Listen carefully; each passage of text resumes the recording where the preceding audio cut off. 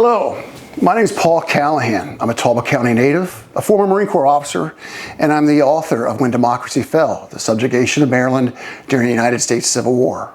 This is our nation's first book that comprehensively covers the constitutional crisis experienced by Maryland during that terrible conflict. During my course, we'll be covering the constitutional crisis and the suspension of civil liberties that occurred in Maryland. This is going to include the arrests of the governor of Baltimore, prominent citizens of Maryland to include Francis Scott Key's grandson, and then the arrest and imprisonment of our state legislature. We will also see that how, after the political leaders of Maryland were imprisoned, the federal government was able to control Maryland elections to ensure that only unconditional unionists would govern the state of Maryland.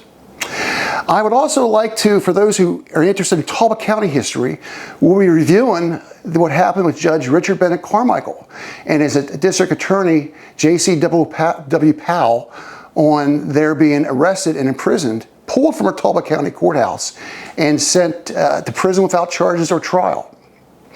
My book and my lecture are going to dispel some myths about Maryland's Civil War history.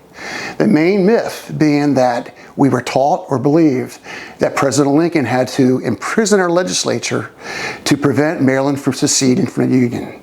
My research, my documentation reveals that this myth is based upon press releases disseminated from the War Department in August and September of 1861.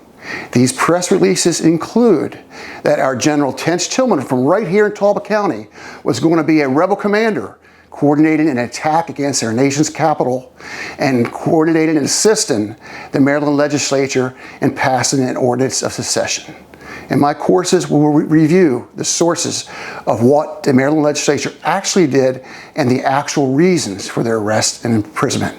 Join me as we review the sources of this incredible and new Maryland Civil War history.